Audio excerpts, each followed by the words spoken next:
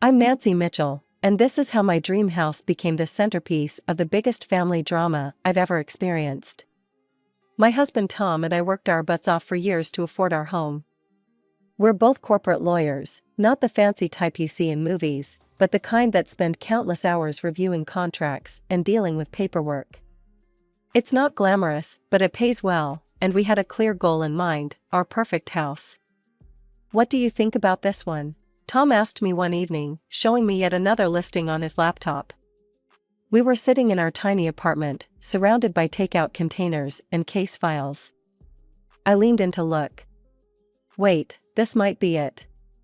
The house was exactly what we'd been searching for: a beautiful 2-story colonial with a wraparound porch and plenty of room for the family we hoped to have someday. The moment we walked through the front door for the viewing, I knew it was meant to be ours. "I can already see where everything would go," I told Tom, spinning around in what would become our living room. "We could put a reading nook by that window, and the wall space would be perfect for my paintings." The next few months were a whirlwind of paperwork, meetings with contractors, and endless trips to home improvement stores. I took charge of the renovation process, much to Tom's relief. He's brilliant with legal documents, but hopeless with color schemes. I designed every room with care, choosing each paint color, light fixture, and piece of furniture deliberately. The walls of our living room and study soon displayed my own paintings, landscapes, and abstracts I'd created over the years. 3 years passed quickly in that house. We settled into a comfortable routine, hosted dinner parties for colleagues, and created countless memories. Our home became our sanctuary, especially after long days at the office. Life was good. Simple, but good. We had everything we'd worked for, and we appreciated it all the more because we'd earned it ourselves. No handouts, no family money, just hard work and careful planning. Then my phone rang one Sunday morning. Mom's name flashed across the screen. "Nancy, sweetie, I have wonderful news." Her voice was bubbling with excitement. I had no idea that this call would be the beginning of chaos.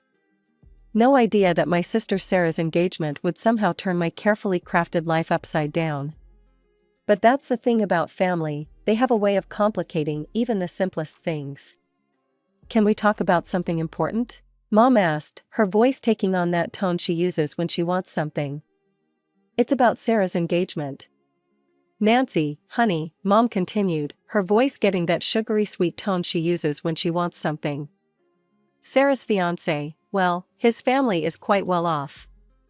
I sat down at my kitchen counter, already sensing this wasn't just a casual conversation about Sarah's engagement. "That's great, Mom. When's the wedding?" She cleared her throat. "Well, about that. Before we set the date, we need to have a formal meeting with his parents. You know, the traditional way." "Okay," I said slowly, waiting for the other shoe to drop. "The thing is," Mom paused. "Could we maybe have this meeting at your house?" I nearly dropped my coffee mug. "What?" "It's just that our apartment, you know how small it is. And with Robert's parents being so wealthy, I'm worried it might affect things." "Mom," I said firmly, "you want me to pretend my house belongs to you and Sarah?" "Just for one meeting," she pleaded. "Sarah's fiancé's parents are very traditional, very focused on status. I don't want them looking down on our family." I pinched the bridge of my nose. This is wrong on so many levels. You can't start a marriage based on lies. "It's not exactly a lie," Mom argued. "More like a temporary arrangement. They'll be moving to Boston after the wedding anyway. We'll rarely see them, and I'll explain everything later." "And what about Sarah? She's okay with this deception?" Mom's voice brightened. "Oh, she thinks it's a brilliant idea. Please, Nancy, do this for your sister." I paced around my kitchen, my mind racing. Let me talk to Tom. That evening, I explained everything to my husband. To my surprise, he didn't immediately shoot down the idea. "It's just one meeting," he said thoughtfully. "And it would mean a lot to your parents." "Are you serious?" I stared at him. "You're actually considering this?" He shrugged. Sometimes keeping peace in the family is worth a small compromise. Against my better judgment, I agreed. The meeting was set for the following Saturday. I spent the entire week cleaning and preparing, feeling increasingly uneasy about the whole situation. When the day arrived, everyone showed up right on time: my parents, Sarah and her fiancé Robert, and his parents, Mr. and Mrs. Davidson.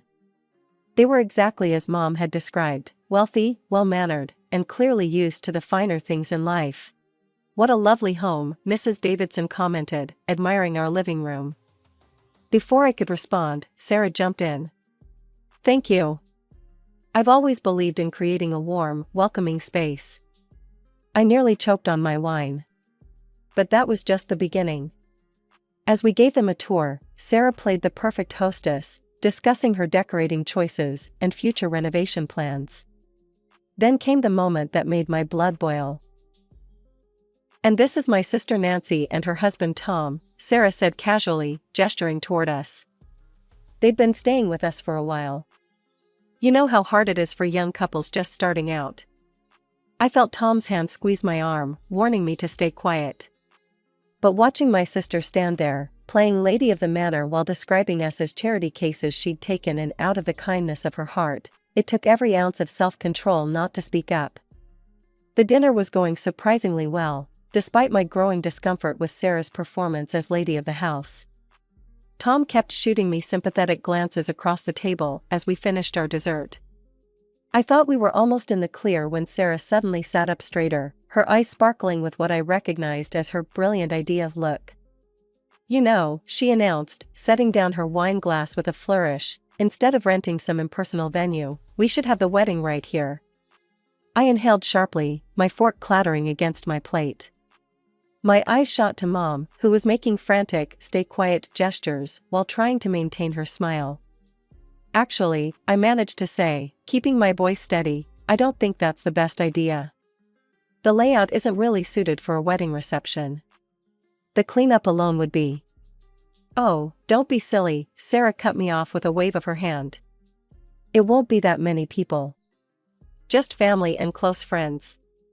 Still, I persisted, "there's the parking situation, and the neighbors to consider. A proper venue would be much more." "Robert's parents are giving us a honeymoon trip to the Maldives," Sarah interrupted again, beaming at the Davidsons. "We'll leave right after the reception, so we won't even be here for the cleanup." Great. So not only did she want to commandeer my house, but she was planning to leave the mess for me too.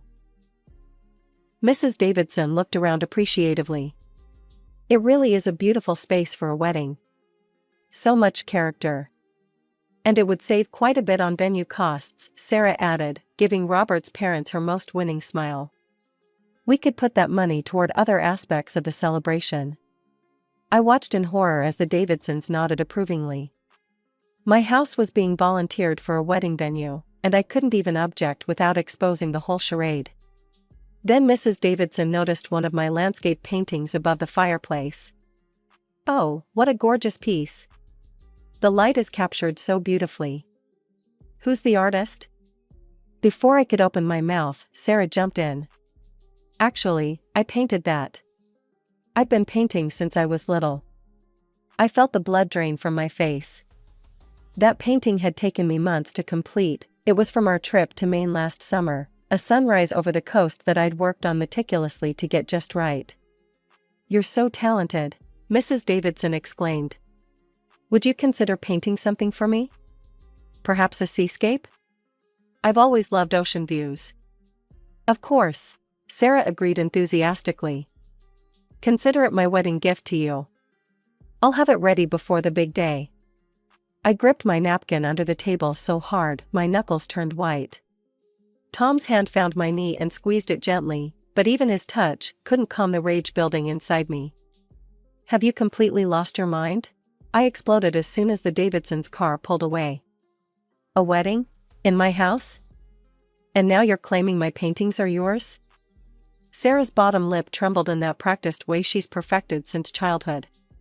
"Nancy, please. It's just for one day. You heard them, they love the house. Because they think it's yours," I shot back. This whole thing has gone way too far. Mom stepped between us.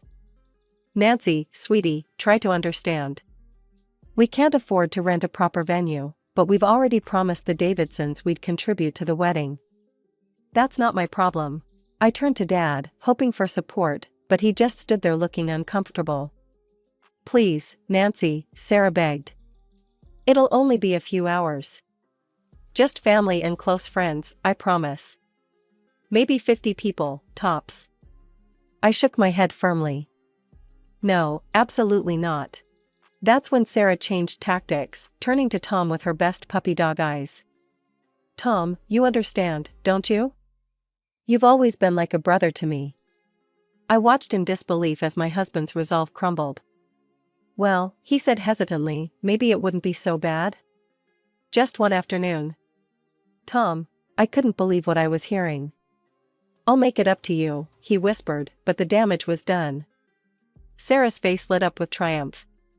Oh, and Nancy, don't forget about the seascape for Mrs. Davidson. That can be your wedding gift to me. I stood there, mouth agape, as she practically skipped out the door. Little did I know, this was just the beginning of Sarah's reign of terror. Over the next few weeks, she treated my house like her personal photo studio. Every day brought new social media posts, getting ready for my big day in my dream home, or can't wait to say I do in this gorgeous space. Then came the day before the wedding. I was working in my home office when the front door burst open. The decorating team is here, Sarah announced, leading in a woman laden with bags and boxes. Before I could protest, they were hammering nails into my carefully painted walls, draping gauzy fabric across my windows, and rearranging my furniture. Stop, I cried as they started hanging fairy lights from my vintage chandelier. You can't just. Oh, relax, Sarah rolled her eyes. I'll fix any damage after the wedding. Stop being so uptight. Uptight? I watched in horror as they pushed my antique reading chair into a corner to make room for what appeared to be a flower arch. This is my house. It's just for one day, Sarah said dismissively, directing the decorator to hang more tulle from my staircase. Everything needs to be perfect for the photos. Crash. The sound of shattering ceramic made my heart stop. The blue and white vase, a piece I'd found at an antique market in Providence, lay in pieces near the fireplace. Oops, Sarah said, barely glancing at the fragments. We'll get you a new one. That vase was one of a kind. My voice shook with anger. God, Nancy, it's just a stupid vase. Stop being so materialistic. Sarah rolled her eyes and then suddenly brightened. Oh, we need to prepare the bedroom. Before I could stop her, she was charging up the stairs. I followed, horrified, as she burst into my bedroom where Tom was still sleeping after his night shift. Up and at him, she chirped, yanking open the curtains. Tom jolted awake, confused and squinting. What's going on? Sarah tossed a package of new bedding at me. Here, put these on. I got the highest thread count they had, perfect for a wedding night. Wedding night? I sputtered. In our bedroom? Well, duh. It's the master bedroom. Sarah was already rummaging through my closet, pulling out pillows. We'll need to move these, maybe add some rose petals, ooh, and some romantic lighting. Where exactly do you expect us to sleep? I demanded. She shrugged, not even turning around. There's a Motel 6 off the highway. Or you could crash at Mom and Dad's. I looked at Tom, who was sitting up in bed, his guilt-ridden expression matching his bed head. This was all his fault for giving in to her demands. Sarah, he started, clearly trying to backpedal, maybe we should. Oh, she spun around suddenly. Nancy, where's the seascape? Mrs. Davidson asked about it yesterday. She's so excited to see it at the wedding. The absolute audacity of this woman. My sister.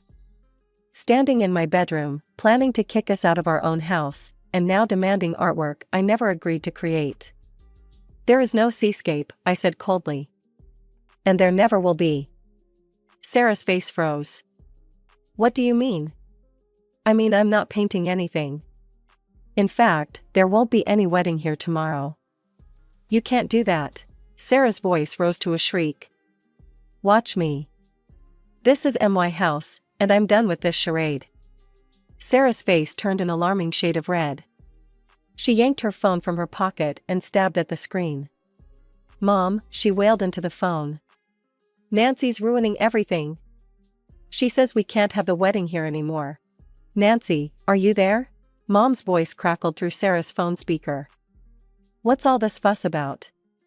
The wedding's practically here. Just take a little trip to the mountains with Tom for the weekend. You two could use a romantic getaway. Something in my brain short-circuited. Wait, what do you mean, take a trip? Aren't we invited to the wedding? The silence on the other end was deafening. Well, Mom hesitated. It's a very intimate ceremony.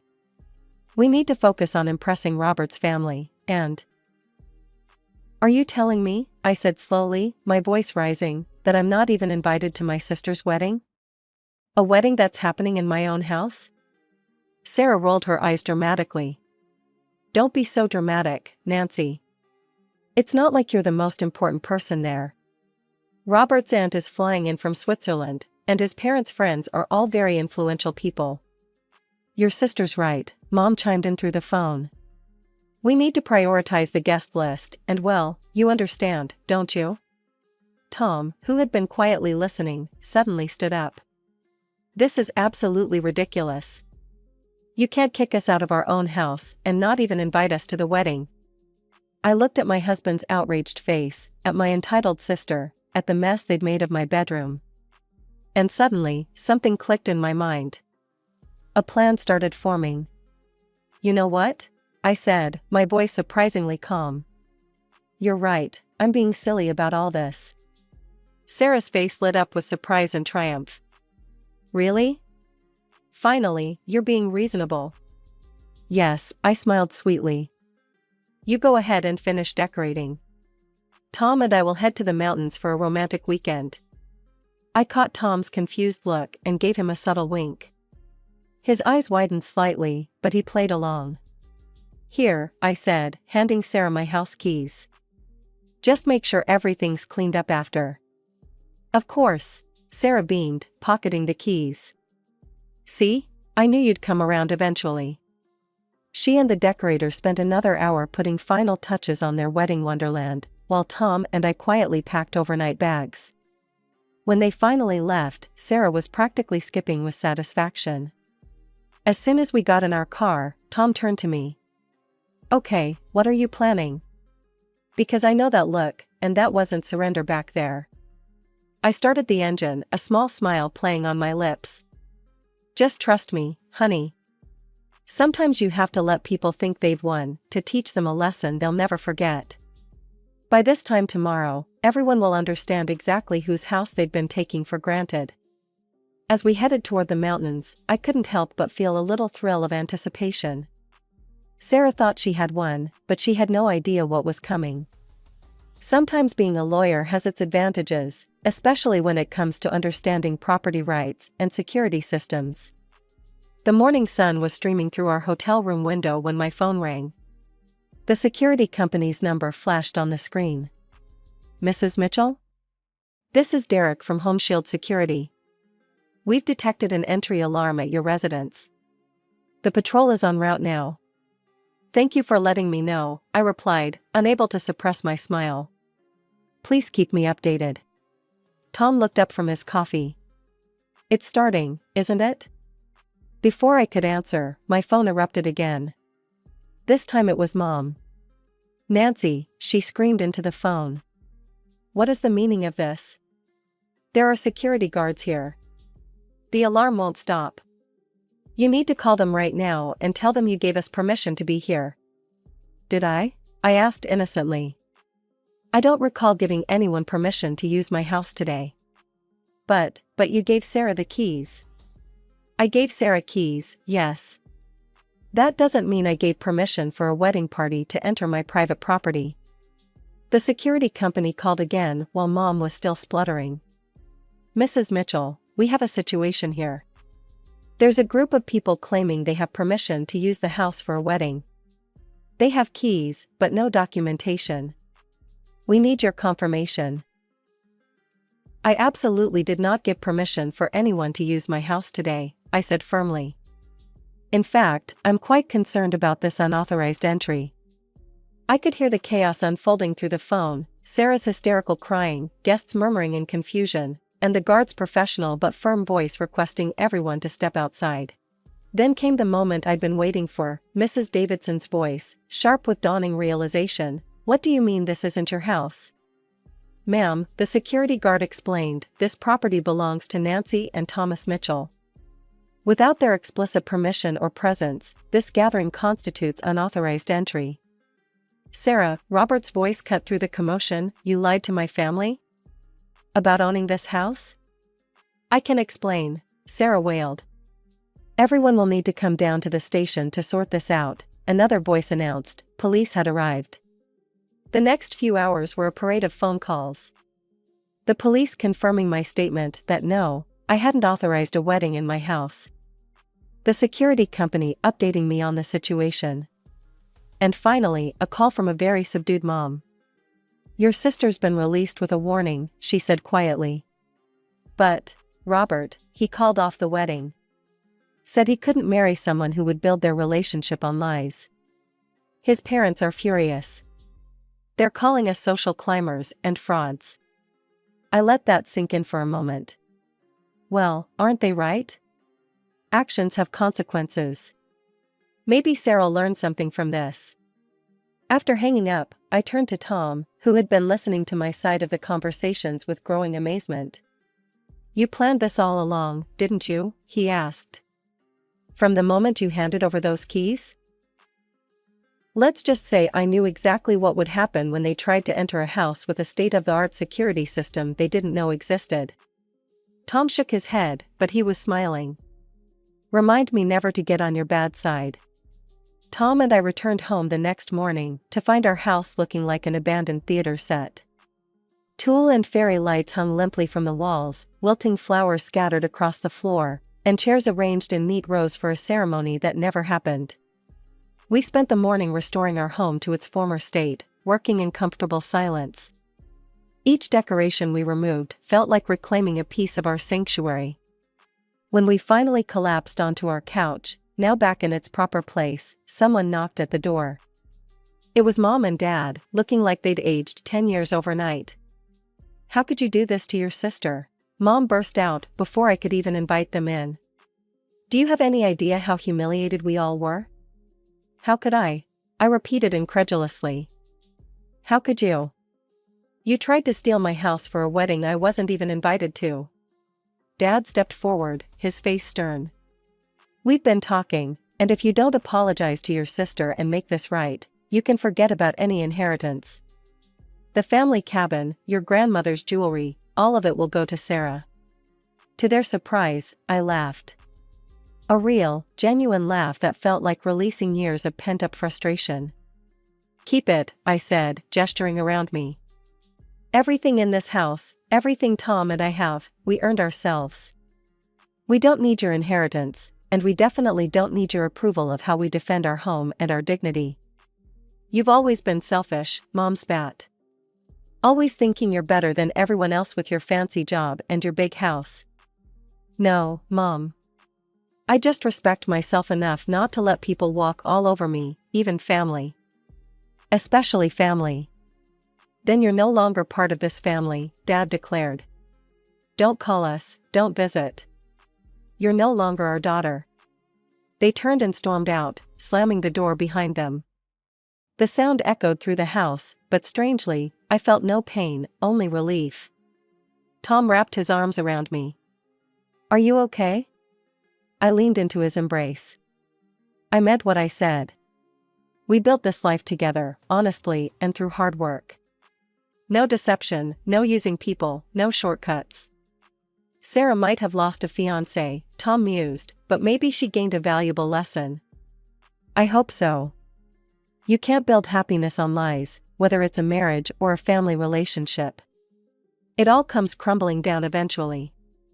We stood there in our restored living room, surrounded by the life we'd built together.